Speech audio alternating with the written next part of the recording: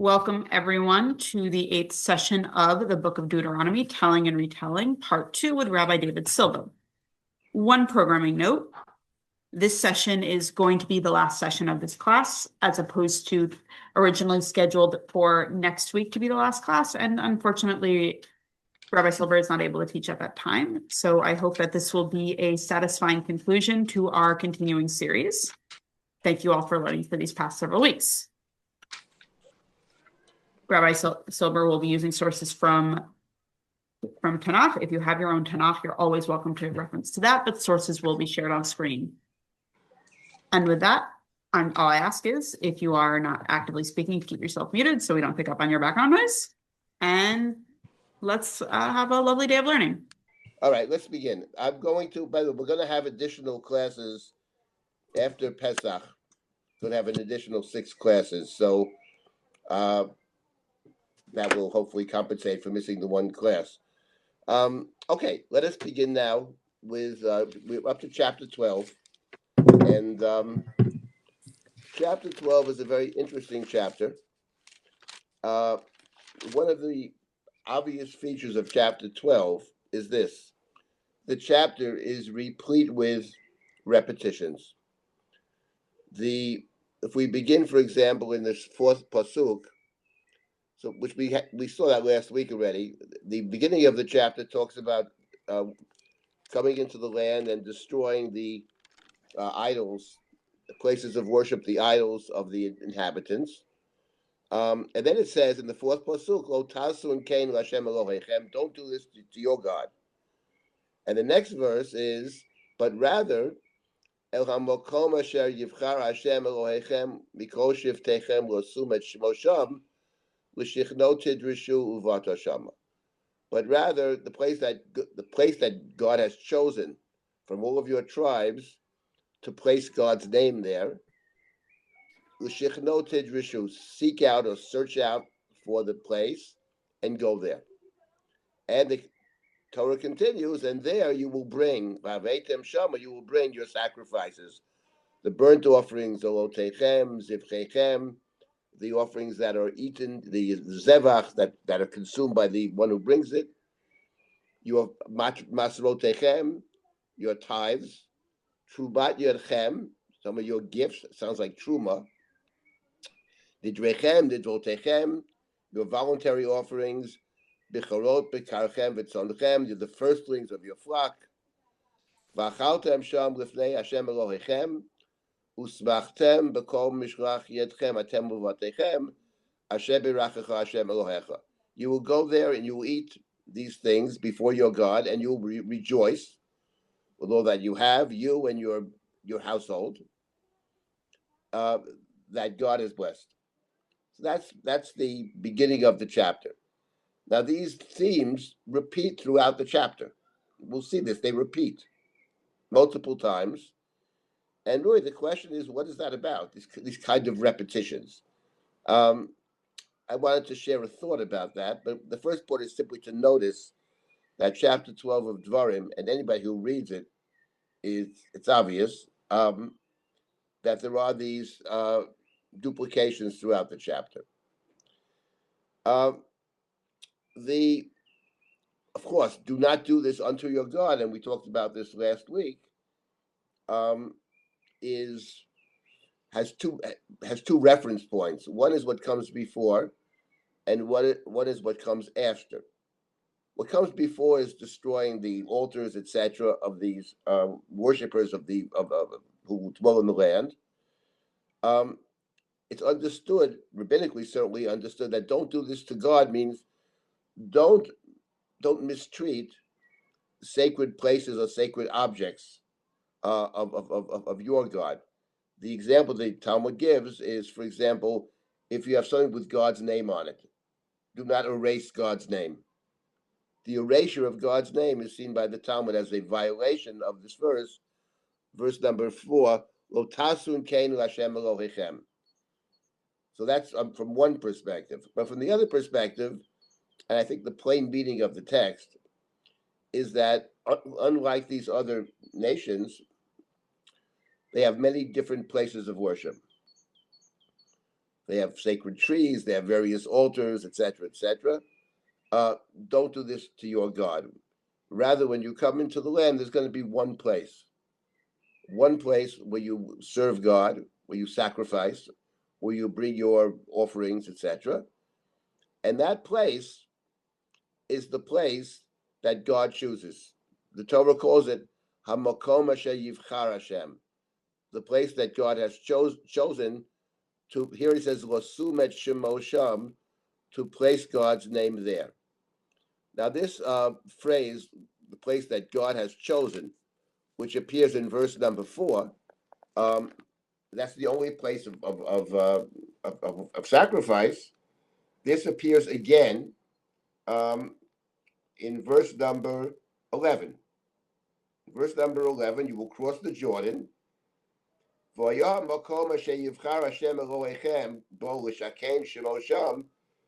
taviu et kol asher anochi mitzvah etchem, olotechem, zivchechem, masrotechem, chumat yetchem, kol mivchar nidrechem, asher tidru Hashem, usmachtem lefnei Hashem Elohechem, atem uvnechem, uvnotechem, avdechem, avotechem, halevi asher b'sharechem, ki en locheot v'nachala itchem. These verses, obviously, verse number 11 and verse number 12, are quite similar, not identical, but virtually identical to verses number 5 and number 6. Not only that, when you read further in the chapter, verse number 14. So verse number 18, 17 and 18. Otuchal lecho b'sharecha, masar d'chancha tiroshcha v'yitzarecha, u'becharot b'karcha v'tzonecha, b'chol darecha asher tidar, lidvotecha trumat yodecha, kiyim lifnei Hashem Elohecha tochlenu, b'makom asher yivchar Hashem Elohecha bo, ata, b'ncha, b'techa, avdecha, abatcha, levi asher b'sharecha, b'samachta lifnei Hashem Elohecha, b'chol b'shlach yodecha. These verses, once again, are virtually identical to the verses that we read earlier in the chapter. You may not partake in your settlements of the tithes of your new grain, wine, oil, etc. It goes on. These you must consume before the Lord your God in the place that God would choose. You and your sons and your daughters, your male and female slaves, the Levite in your settlements, happy before the Lord your God in all your undertakings. Be sure not to neglect the Levite. So there's small additions, but the chapter repeats the same idea over and over again. And this, to put it mildly, is extremely unusual. Now,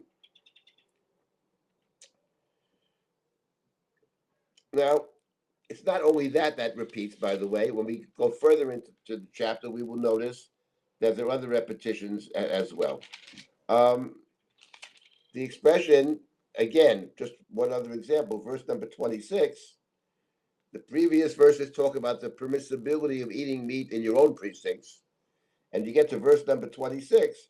Rak kodoshecha asher yulcha undarecha. However, sacred and votive donations that you can't eat in your own precincts, but rather, tisa uvata el hamakom asher yivchar Hashem, you shall carry them up to the place that God has chosen. So we have here an quite exceptional chapter of repetitions that's hard to find elsewhere, actually. What is that actually about? That's a question. Anybody who reads the chapter, that's the immediate question. And it's interesting, by the way, that here, unlike other parts of the Torah and the Bible in general, there's no claim for those who buy into the documentary hypothesis that there were different documents. There's E and there's J and there's P and there's D, etc. But no one claims over here that there are different documents. I mean, it's obviously the same language throughout the chapter. So the idea that there were different documents, different names of God, etc., doesn't seem to be related at all to Dvarim chapter 12. So I don't have we take note of it, and I do have a thought about this, which is the following: that actually, this time of year, the Torah readings at this time of year, we yesterday read the very end of the book of Shemot, book of Exodus, and those chapters are virtually word for word identical to the earlier two chapters in Shemot, which describe the way the Mishkan is to be built. The Mishkan, the way it's set up, the various vessels in the Mishkan, etc., and also the priestly garments, what Aaron wears, the high priest, and what what the other priests wear, etc. And that's Parshat Truma and Parshat Tetzaveh, beginning in chapter 25 and running all the way through, including chapter 31. And then you have 6 more chapters at the end of the book, which tell us that actually they did what they were commanded to do. We could have said that in 1 or 2 verses, and Israel did all that they were commanded to do, and they built the Mishkan. But no, the Torah, once again, gives all of the details, repeats all of the details, and takes 6 full chapters to do that. So I would just pointing out that there's something interesting that when it comes to the sacred place, what strikes us when we read about the sacred place in the book of Shemot, it's the Mishkan, it's this portable temple. For whatever reason, the Torah seems very enamored of all the details, and to the extent, not just the specific details of each vessel, etc., but then it repeats all 6 chapters all over again. And what's interesting is over here, that when it comes to the sacred place, which the Torah here calls the place that God has chosen. It's very interesting that whereas in the book of Shemot, there are 12 chapters dedicated not just to the specific details, but actually the emphasis on the people creating the Mishkan. Bezalel is the chief architect, but he has a helper, and all the volunteers. They volunteer to the various materials that are needed to build the Mishkan, and they also volunteer their own expertise. They're called wise people, wise men and the wise women, Isha Chachama, and they together are building this edifice, this sanctuary, this portable temple. What's interesting is that when you get to our book, Sefer Dvarim, there actually is virtually nothing mentioned whatsoever in the book about building the temple. Nothing. There's a tremendous emphasis on the sacred place.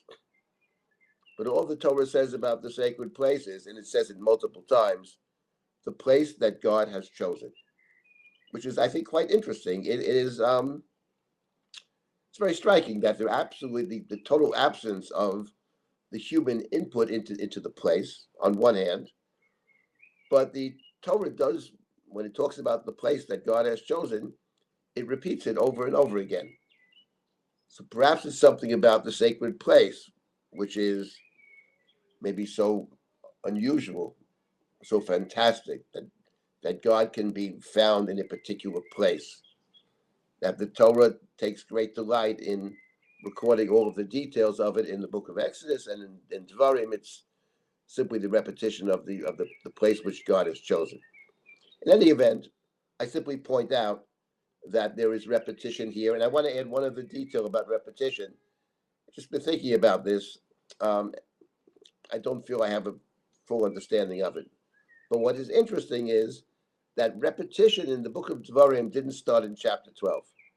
Because in the chapters that preceded, in I call it Moses' sermons, he talks about the history, he talks about the mistakes that were made, he talks about adherence to the various commandments, and that comes up over and over again. The sermons, there is certainly a kind of repetitive piece to the sermons of Moshe in the book of Devarim. And maybe we should read chapter 12, which followed that whole section of keeping the laws, obeying God's commands, etc. Maybe we should see that as part of in the same in line with the same idea. These basically are sermons. And when it comes to giving sermons, comes to giving mussar or sermons, repetition is very much in place.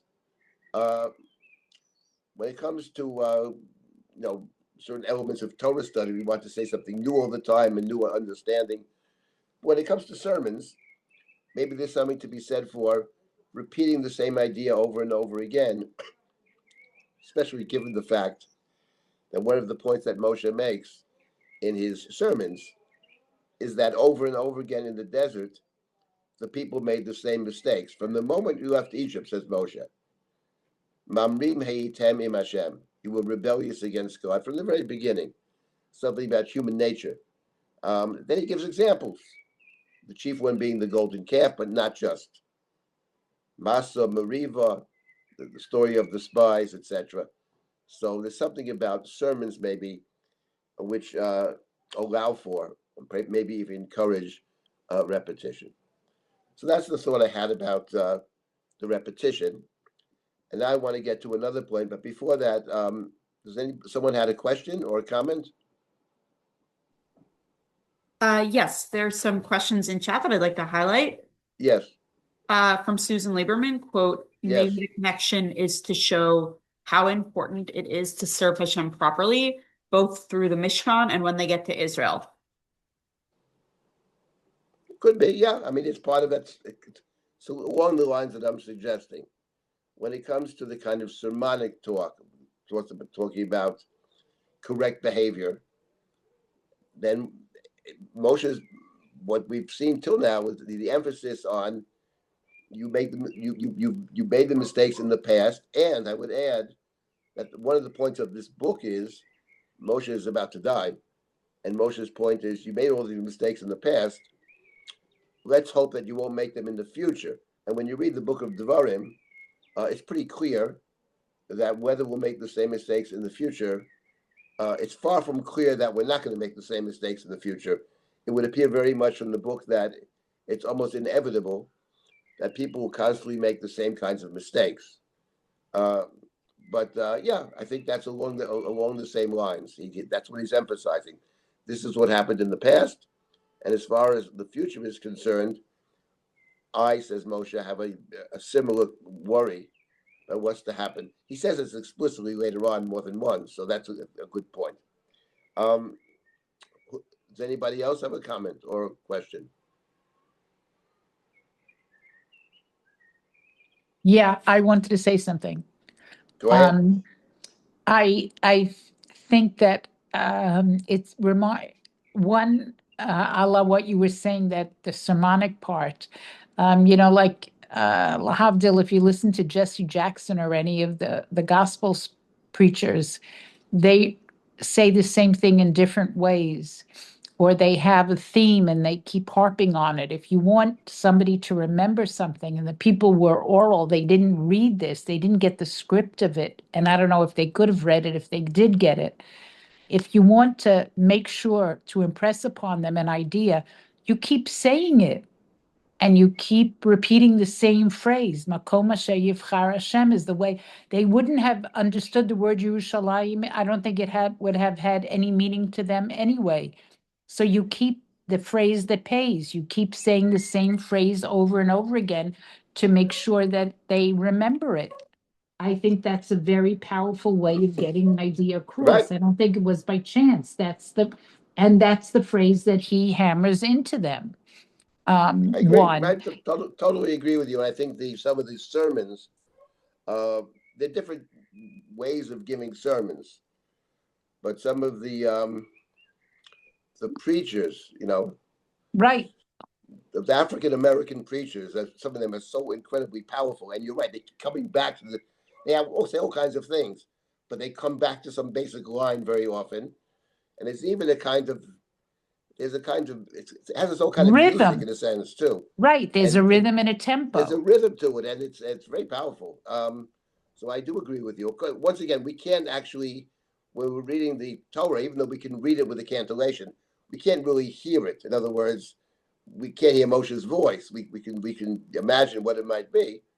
Right. But part of the sermons is also the voice. It's the way it's told. It's the cadence. It's there's a way to do it. And of course, there are many good ways to give sermons, but in particular, what you mentioned, I find it particularly powerful. So yeah, for sure, you go back to the same phrase, and here you have this kind of repetition.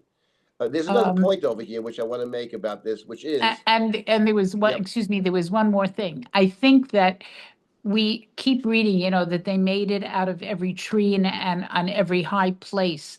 And I think this is a polemic against that Hashem wants them to realize that I have one place designated for me, as opposed to all over the place.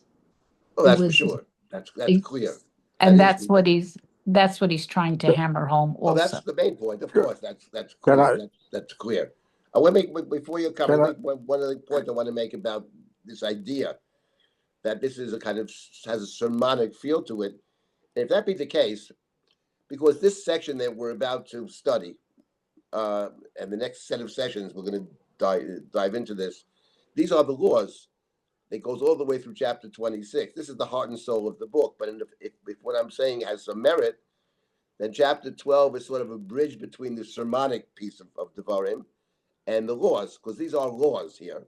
On the other hand, there's a kind of sermonic, I call it sermonic element to it. So it's a kind of transitional chapter in the sense to the laws that follow. Rabbi Someone Silber, else had a comment? Laszlo, yes. there's a great temptation for an orgiastic celebration, and by designating that there is only one place, you create a rule that prevents people from engaging in that, and so it is, especially when they have their own land, where they feel somewhat safer. And I think that's the reason that it's one place.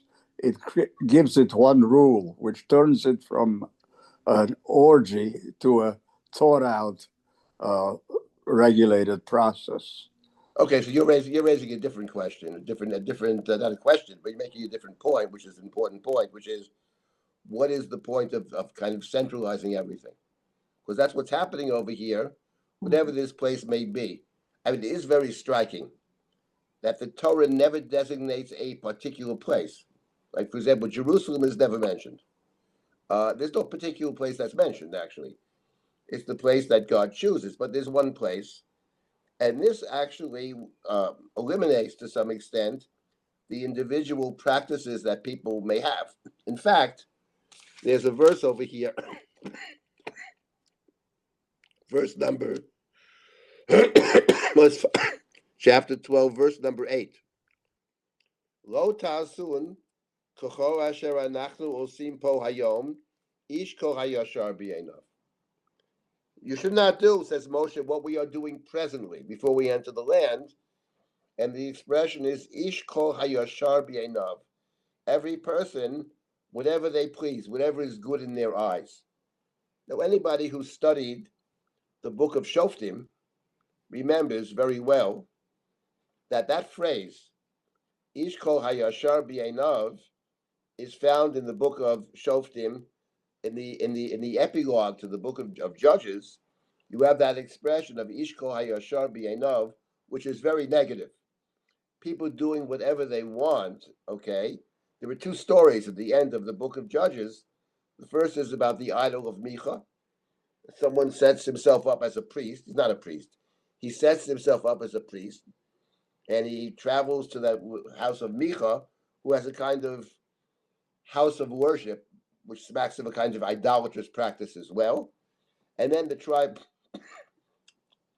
of Dan was unhappy with their portion, and they send out scouts to see what land they can capture, and they stop by the priest, and they recognize this so-called priest, and what's going to be with us? He gives them a certain piece of advice. He tells them what's going to be good, and they goes up north to some sea of people that live in tranquility, don't bother anybody, nobody bothers them, and they come back and they report to the tribe that these people are easy prey for us. They have no help.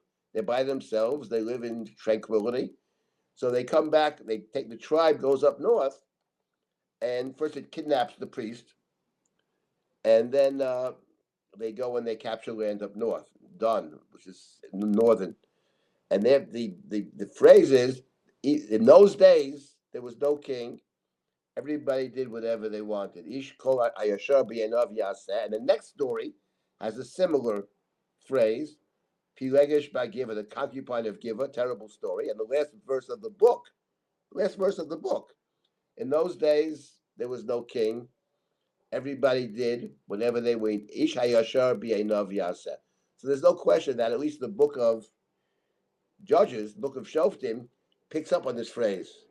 There's something about doing whatever you want, which lends itself to a kind of chaos, to a lack of order, and there's nobody. You don't have to answer to anybody. You do whatever you want. So one way to understand what's going on over here is to eliminate. There's one kind of practice, and these other practices which the people of the land engage in, whether it's sacrificing their children, whether it's orgiastic worship or whatever, that the Torah is well aware of that and wanted to eliminate it. That's certainly one possibility. In the academic world, in the world of biblical criticism and all that, they saw this as part and parcel of something different, which is the kind of centralization of power. They date the book of Dvarim to a later point in time, and where the king wants to assert his control over the country by centralizing everything. So they see it from that perspective, from a more political perspective, etc.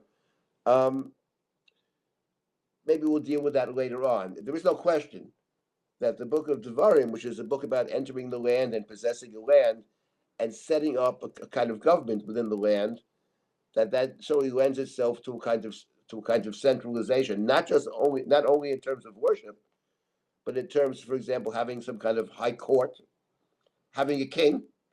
The book of Devarim talks about the institution of kingship. The first time we have in the Torah the institution of kingship, etc. So there's something to be said for that, etc.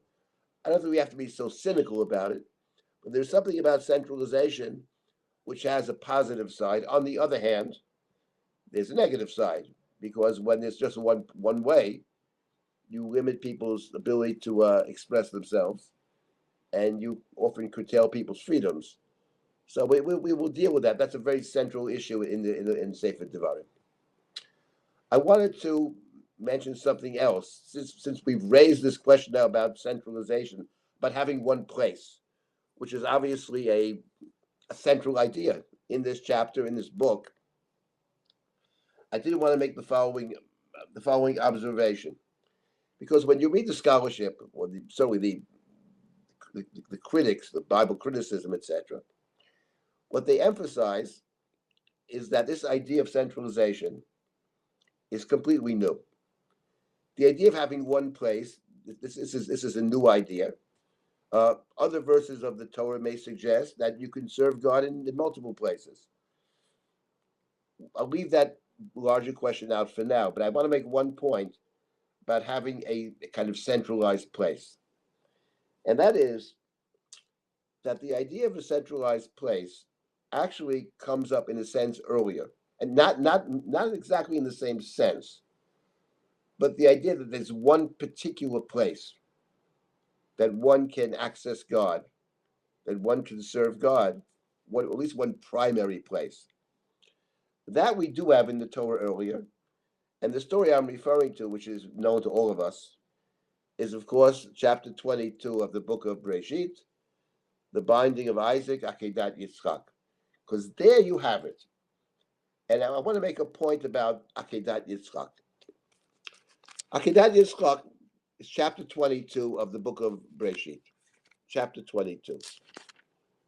And chapter 22 begins this way. We're not going to be studying the whole Akedat Yitzchak. That would take actually several sessions. But I want to make a couple of points about Akedat Yitzchak. Akedat Yitzchak, which is chapter 22 of Breshit, begins with the words, "Vahi achar hadvarim ha'eleh, ve'Elohim nisa et Avraham, vayomer elav Avraham, vayomer hineni." After these things, God tested Abraham. And the question is, what does it mean after these things? After what? There actually are four different possibilities that I've spoken about many times, four different ways to understand it. And in this particular case, they are all right. Each one is a good reading. They're not mutually exclusive. The question is, I suppose, which one you would emphasize. And the most logical thing to say is that after these things refers to what we have previously. That is the end of chapter 21.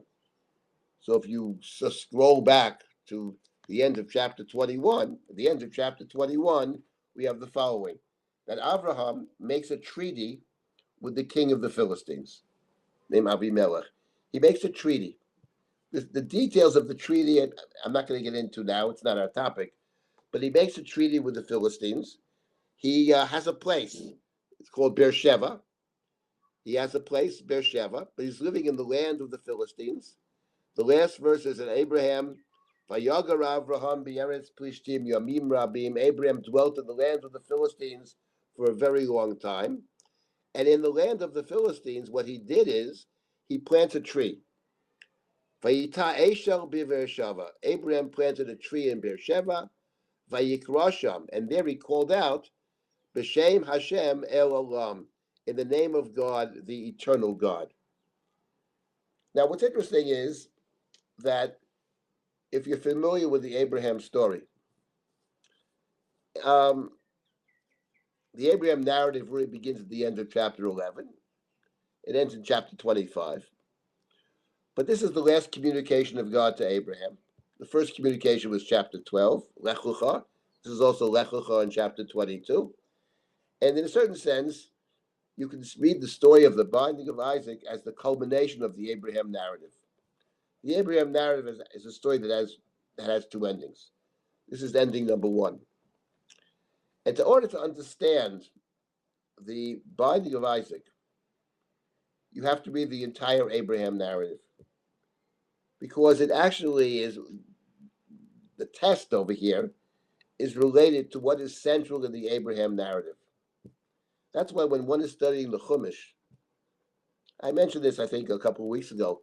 I'm engaged now my major interest now is to go to schools and to demonstrate a way of studying Torah, an approach to the study of Torah. And there are many different schools that we're going to get into. It's very interesting, not for now. But what is the core issue in the Abraham narrative? There are two core issues. And here is one of the core issues, which begins the first communication of Lech Lecha. The story of Abraham is the story of a person's search for the sacred place. From the very beginning, Lech Lecha, to the place that I will show you. And the second Lech Lecha, the place that I will tell you. And in the middle, Hitalech, walk before me. Kum Hitalech ba'aretz, God sends Abraham to keep on walking, keep on walking, keep on walking. What is the two main motifs of the Abraham story from beginning to end? The search for the sacred place. And at the end of chapter 21, Abraham has a place. He makes a treaty with Abimelech, the king of the Philistines. He lives there for many years, and he plants a tree, and he calls out to the eternal God. Now, earlier in the Abraham narrative, we're not studying Abraham now, but in the Abraham narrative in the beginning, in chapter 12, we are told on three occasions that Abraham that Abraham builds an altar, and twice we're told he called out to God.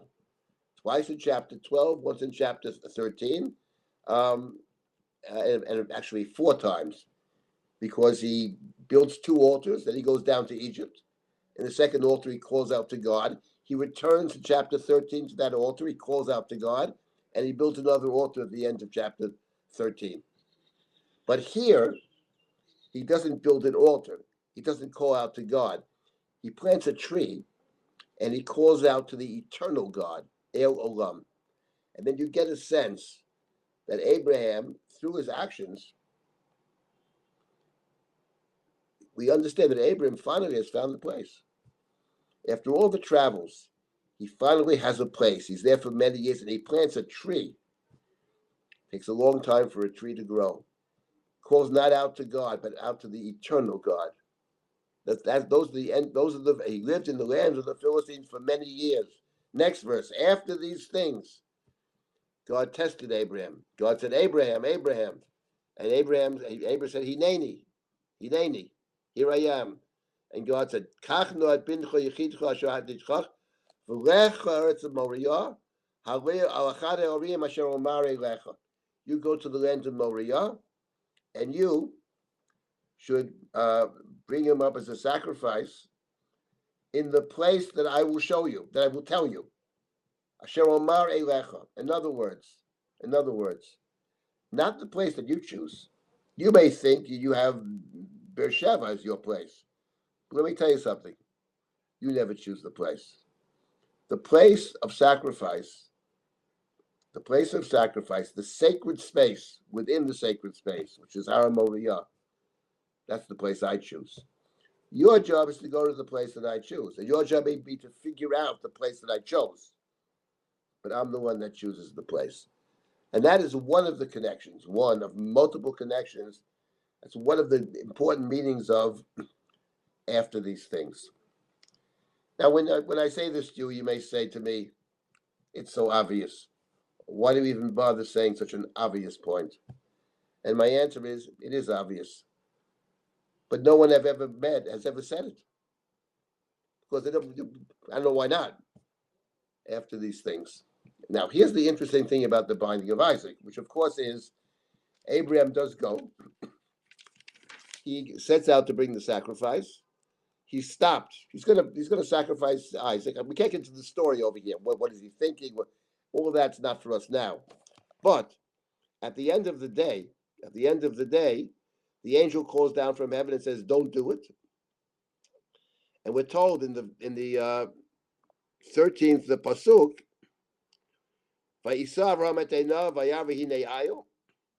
Abraham lifted up his eyes and behold a ram, achar, afterwards, nechaz basvach bekarnav, entangled in the brush, vayelch Avram vayikach ayil, vayaleh li'olah tachat beno, when he brought a sacrifice in place of his son, vayikra Avraham shem hamakom ahu Hashem yireh, asher yamer hayom behar Hashem yireh. Abraham named the place hamakom, the place that God sees, or could mean God chooses, which today is known as the place in which here they translate, on God's mount there is vision. Okay, exactly to translate it, but the point is we have Yireh and we have Yera'eh.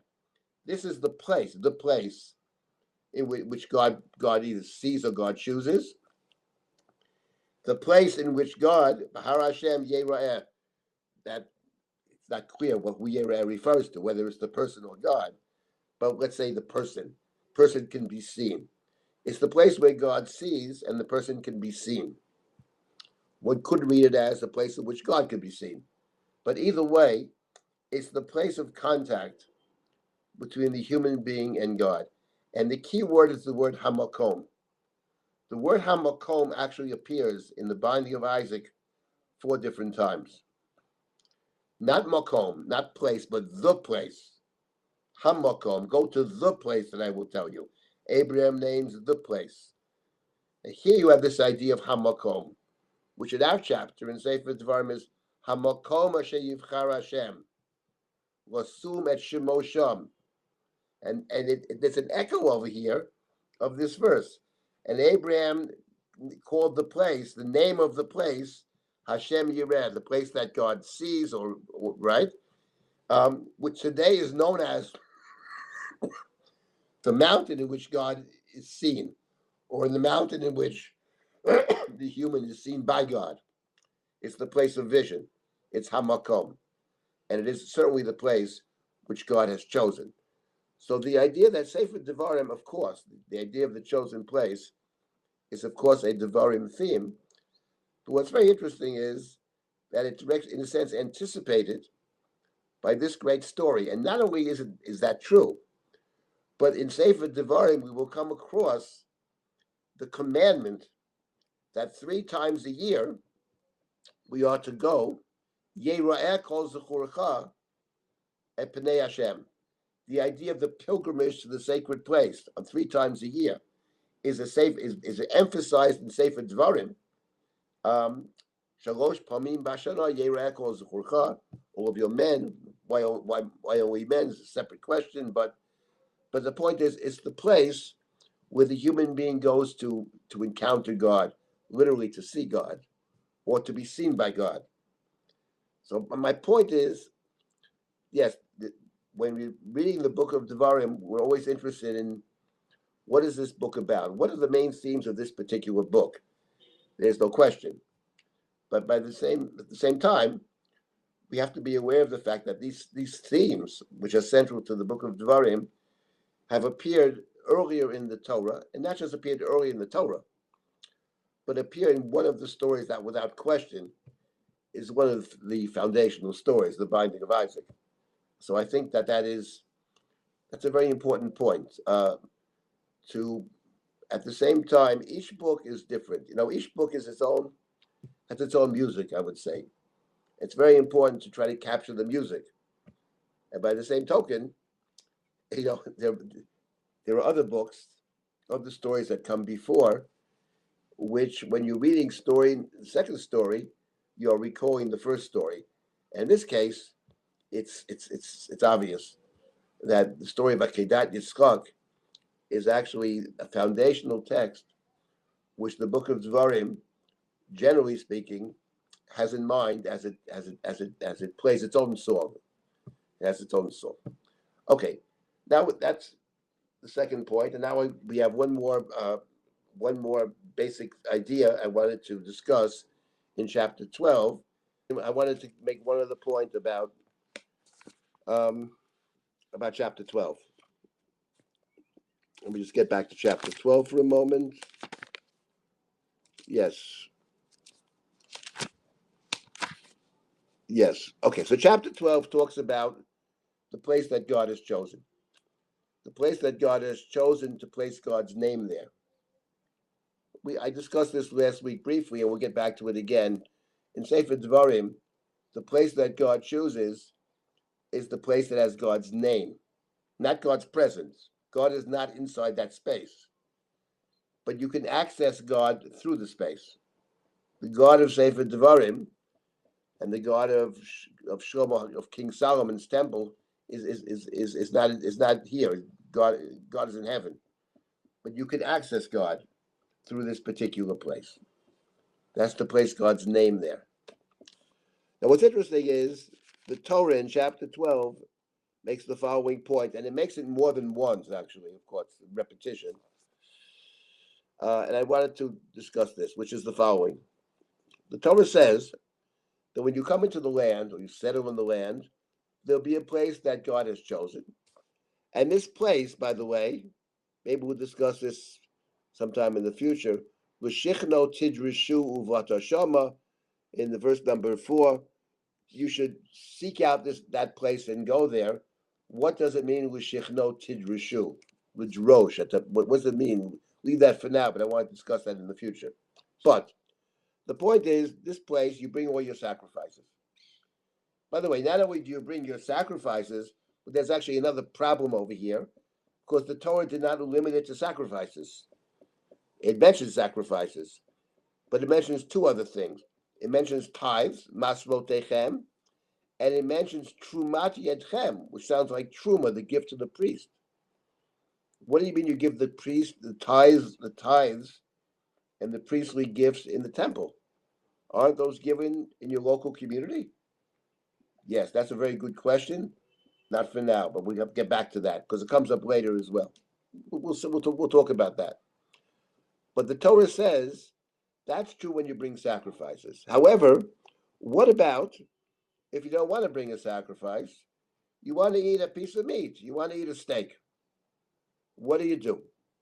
In that case, the Torah says, let me find the verse, chapter 12, verse number 14. 14 or 13? 15, I'm sorry. Verse number 15. Right? So it's the previous verse says you can't bring your burnt offerings wherever you want. You've got to go to the place that God chooses. That now we get to the next verse. Verse number 15, I think it is here. Rak b'chol avat nafshecha tizbach v'yochalta basar. Kivrikat Hashem Elohecha asher natan lecha b'chol sharecha. Hatamei v'hatahar yachda yochlenu katzvi v'cha ayo. And this verse is repeated a few verses later. Beginning at verse number 20. Ki yarchiv Hashem Elohecha et gevulcha kasher diber lach. When God enlarges your borders, as God has promised to do, v'yamarta achor basar, and you want to eat meat. Ki taved nafshecha lechol basar, you desire meat. B'chol avad nafshecha tochal basar, you may eat meat as you desire. The Torah does not mandate that one be a vegetarian. That's an interesting separate question. Not for now, maybe in the future we'll talk about that in the context of Devarim. So you want to eat meat. Okay, eat meat. Ki yirchak mimcha makom. When the place that God has chosen, the place that God chose to place God's name there is very far away. You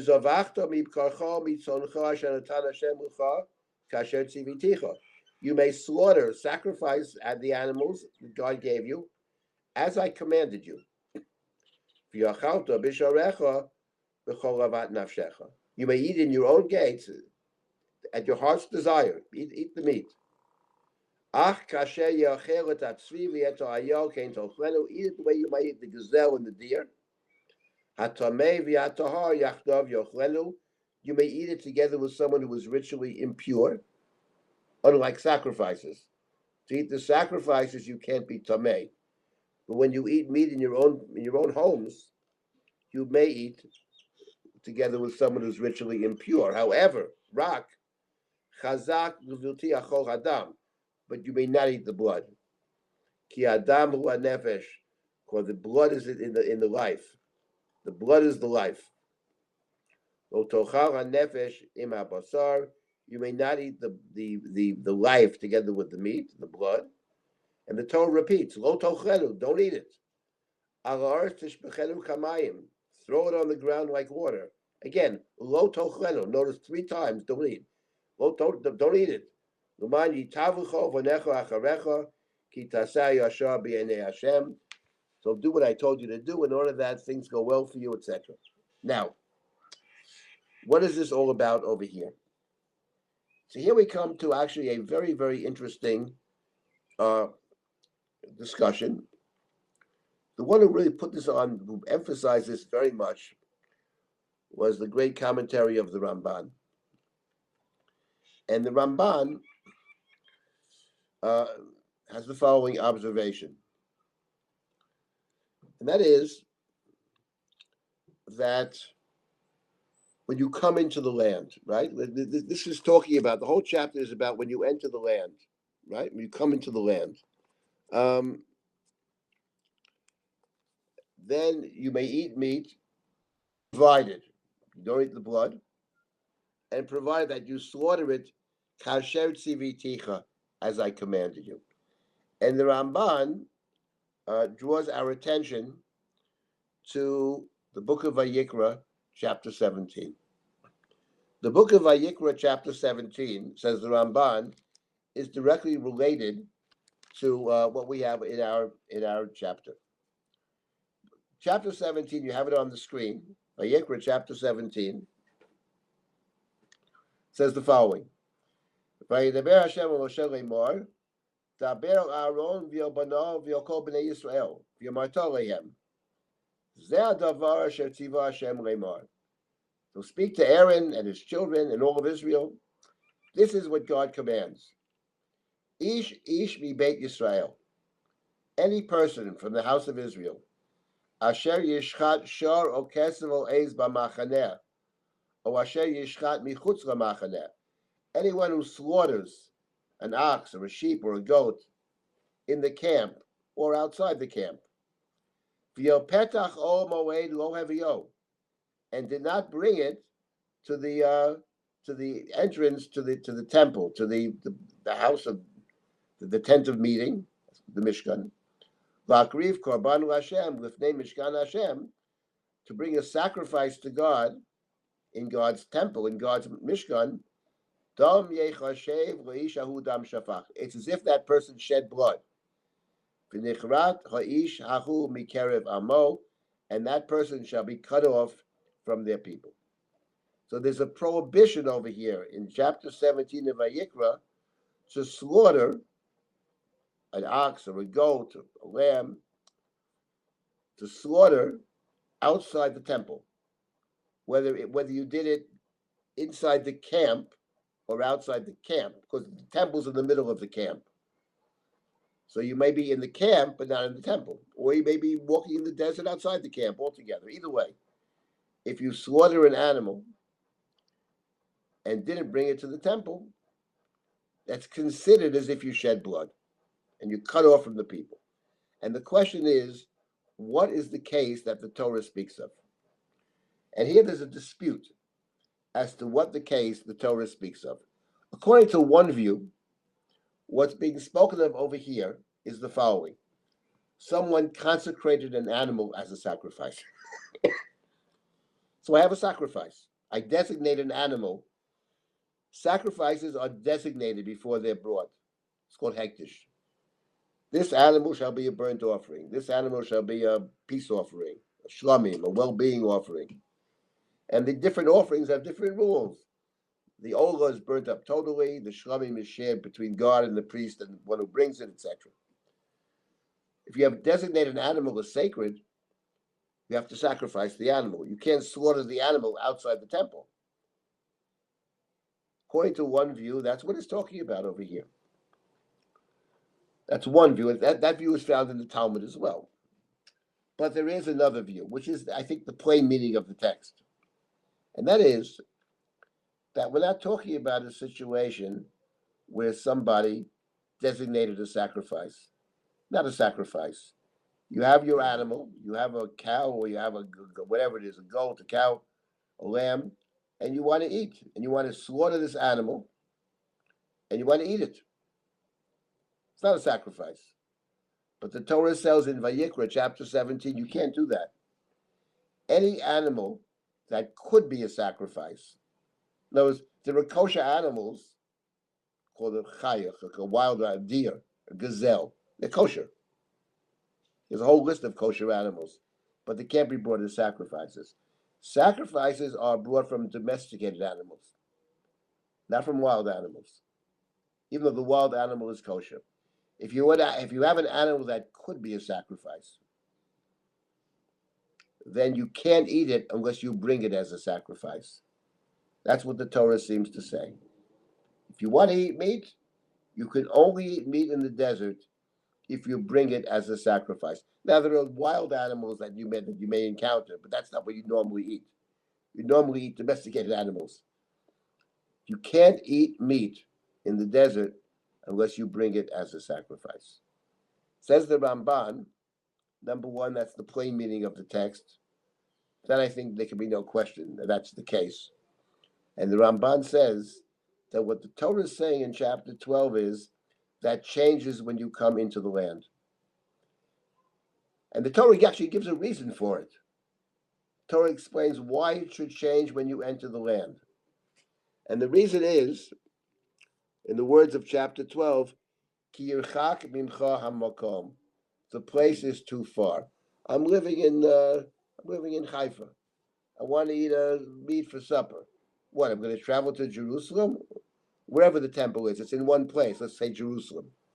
Every time I want to eat a piece of meat, I got to schlep to Jerusalem and sacrifice there and eat it there? Says the Chumash, no. The place is, the land has been enlarged. You're very far away. So we permit you, says the Chumash, to eat meat outside the temple precincts. And it's not it's not sacred. You could eat it even if you're ritually impure. Hatamei v'atahar yachdav. However, under two conditions. Under two conditions. First of all, you can't eat the blood. That's the first condition. You can't eat the blood. And the Torah emphasizes in chapter 12, you have to pour the blood out.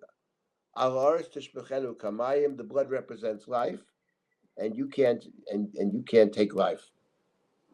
So therefore, that blood is not for you. The blood is God's. That's God's blood. You have that same sense, by the way, in Vayikra chapter 17, where the Torah says if you slaughter the animal without bringing it as a sacrifice, dam yechashev leishahu dam. It's as if you shed blood. Why is it as if you shed blood? Because the point is that life belongs to God. There's a concession. There's a concession that human beings can eat meat, but it's a concession. And you see that in the desert, you weren't actually allowed to eat meat. You could eat meat, yes. You could eat meat that was first given to God. The animal was sacrificed, and then that animal, God hands you permission, gives you permission, whether you or the priest or both, to partake of that animal. But you can't directly kill the animal and eat it. It's very striking, actually. It really is a striking idea. Yes, it's true. When you come into the land, you're permitted to eat meat. That's a concession. But the concession has two pieces to it. One is that you can't take the blood. The blood is forbidden. And once again, we have the repetition.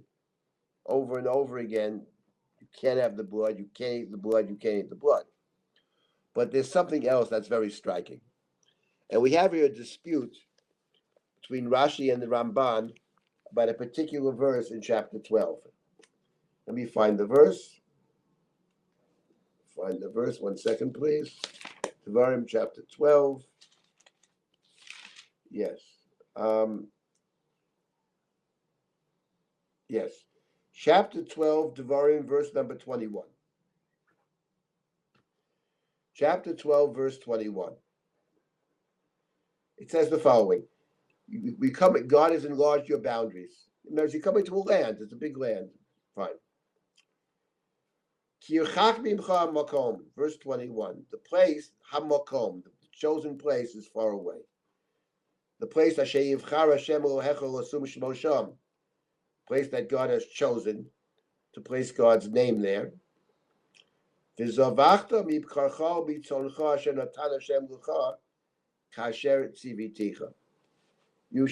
slaughter the animal from the flocks that God has given you. Kasher tziviticha, as I commanded you. And the question is, what does it mean? You shall slaughter the animals as I commanded you. What is kasher tziviticha? And here we have a disagreement between Rashi and the Ramban. Rashi says, what do you mean? What do you mean slaughter it the way I commanded you to slaughter it? What does that mean? So Rashi says, because in terms of slaughtering animals, which is the whole tractate called Masechet Chulin, there are certain things that disqualify the animal. The slaughtering has to be done a particular way. There are 5 different things you could do which would invalidate the shechita, and you're not allowed to eat the animal. If the shechita is not kosher, then the animal died without shechita. That's called a nevela. A nevela is not, you're not permitted. A Jew is not permitted to eat the nevela. You can give it to your friend, a non-Jew, to eat, but you can't eat it yourself. Says Rashi, kasher tziviticha, says Rashi, as I commanded you. It's not written in the Torah. It was an oral command. God spoke to Moshe, and God said to Moshe, Moshe, let me tell you about the laws of shechita. There's different psul. There's shehiyah, there's chalodah, there's haggadah for the 5 psulim of shechita. That's Rashi's interpretation. The Ramban doesn't go for it. Kasher tziviticha doesn't mean I told you something that's not in the Torah. The Ramban says no, it means something else. And actually a very, very interesting interpretation. And one I think that has all kinds of interesting ramifications if you think about it. Kasher tziviticha for the Ramban means, my understanding of the Ramban, as I commanded you, when you bring sacrifices. When you bring a sacrifice, there's a particular way in which sacrifices are brought. If it's an animal sacrifice, you slaughter the animal, and you collect the blood. Then you walk over to the altar. Then you throw the blood on the altar. Then certain parts of the animal are burnt on the altar. Sometimes it's all burnt. Sometimes the priest gets a part. Sometimes the priest shares with the owner, etc. Kasher tziviticha, says the Ramban, you could eat meat in your own precincts. You don't have to go up to the temple, but you have to sacrifice it as I commanded you. In other words, when it comes to a sacrifice, sacrifices are slaughtered. The blood is thrown on the altar. So what the Ramban, I think, is getting at is that really you should only be allowed to eat meat if you brought it as a sacrifice. Why? Because life belongs to God. An animal has a life. Okay, it's a concession to human desire. Avat nafshecha, you desire it. Not all desires are acceptable, but the Book of Dvarim understands human nature and often makes concessions to human nature, even though it's not ideal.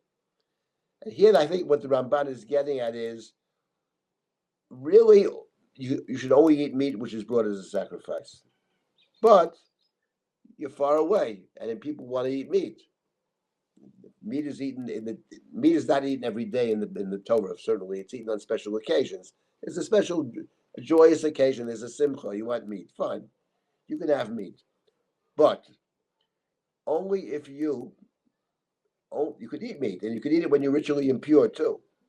But there has to be a sense that ideally it's brought as a sacrifice, and that's done in two ways.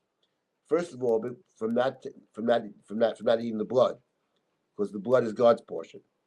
But secondly, the slaughtering of the animal is I commanded you. Kasher tziviticha. The slaughtering of the animal is not a sacred animal. That slaughtering borrows from the slaughtering of the animals in the temple, of the sacrifices in the temple. That's how the Ramban understands kasher tziviticha.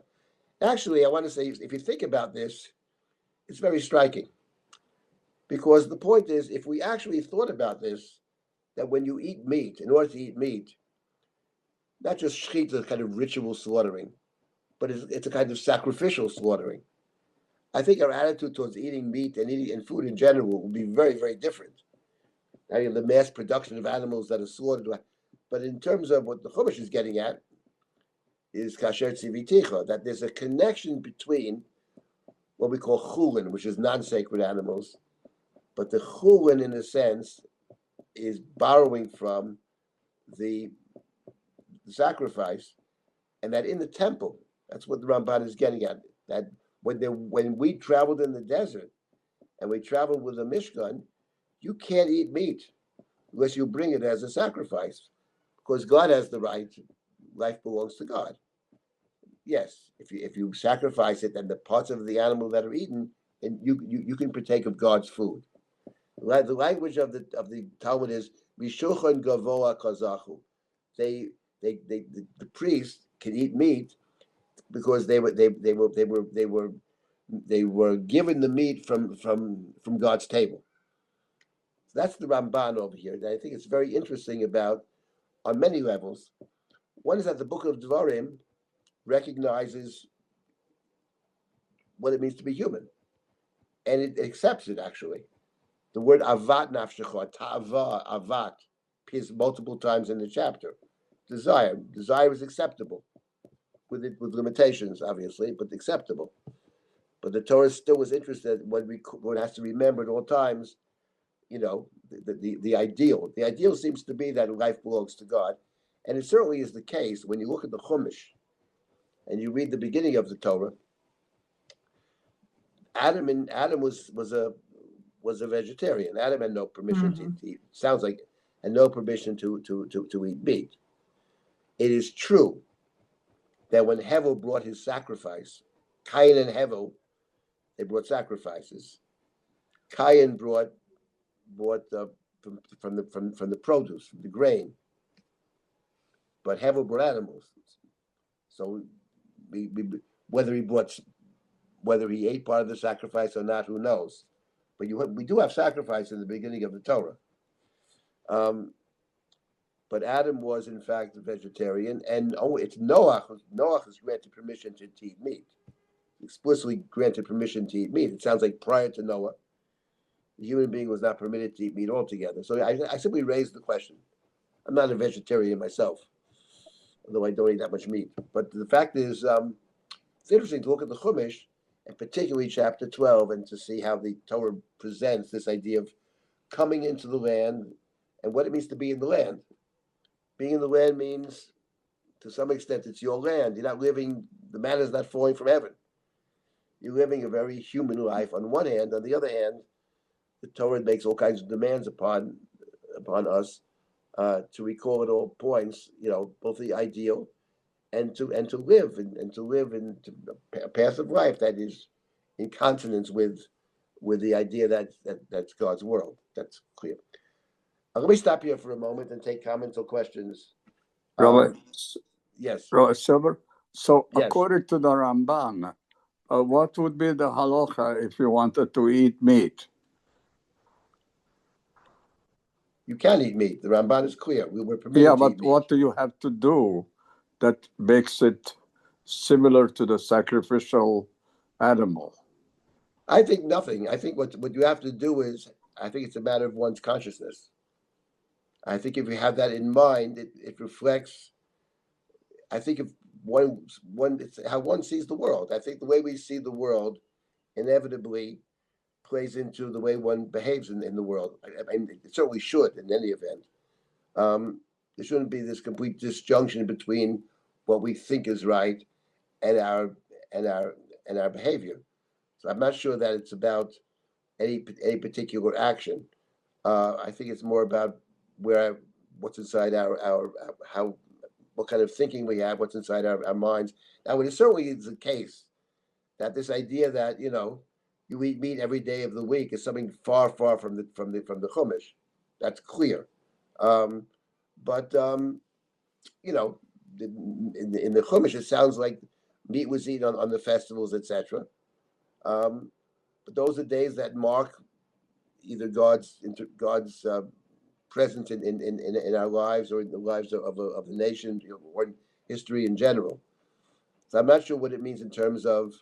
I mean, clearly it would probably mean a limitation to some extent on meat, but it also is the way one thinks, not just about meat, about the world, about our place in the world. I think that's.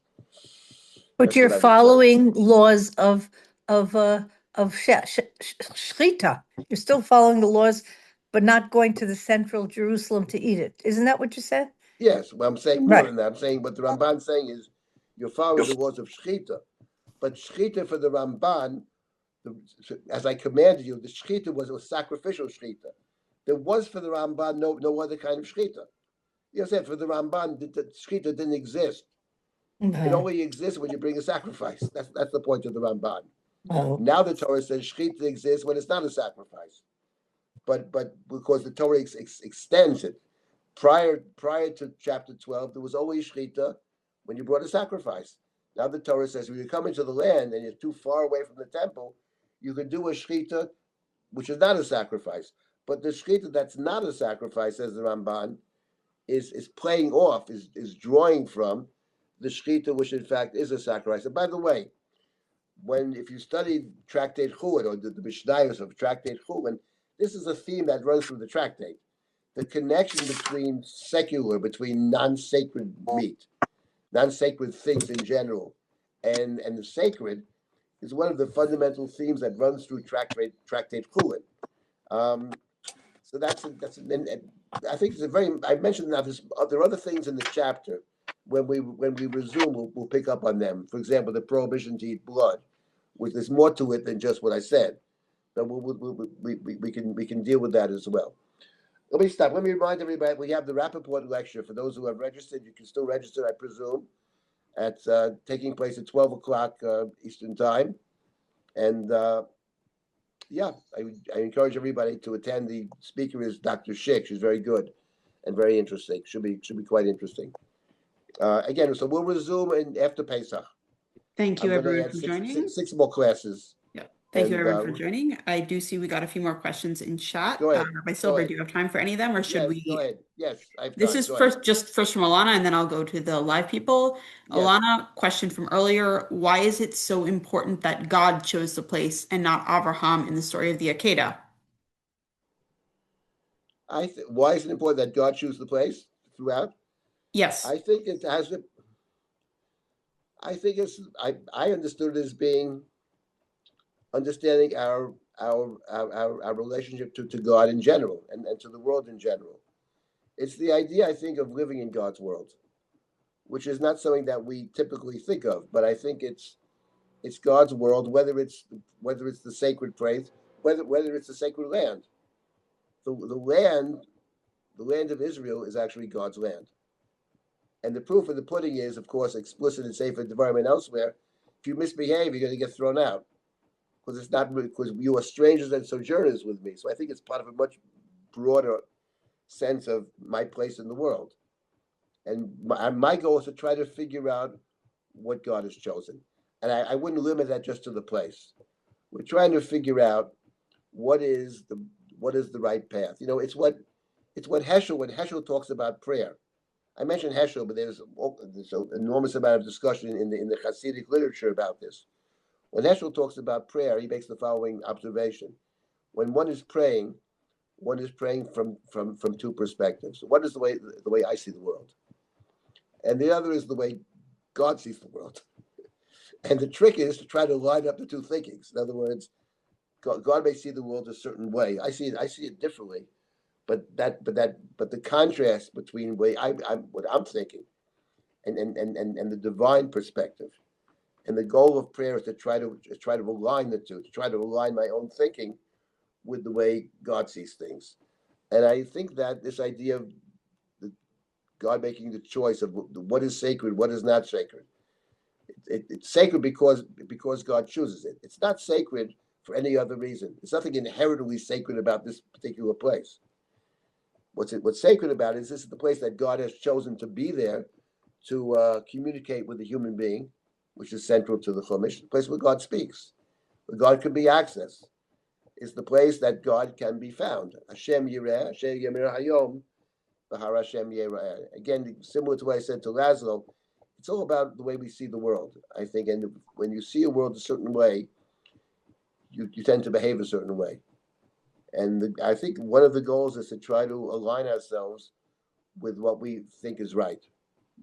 To align ourselves, leaving God out for a minute, with our own best moral sense. In our gut, sometimes we know what's right, but it's not so simple to do what's right. There are many other factors in this world, and the trick, I think, is to try to align ourselves with our own best self. So that's what I would say about God choosing the place and trying to figure out what God chooses. I would add one more thing about the Akedah, that what Abraham is able to do with the Akedah is to, without God telling him, to figure out what God would want. He sees the idol, he sees the ram, he sees the sacrifice, without God instructing him. He sees it on his own. He's able at that point to he's fully aligned at that point. So therefore, he understands what God really meant was not Isaac, was Isaac's proxy, and that he figures it out by himself. And he goes and he brings that as the instead of Isaac. Any other comments or questions?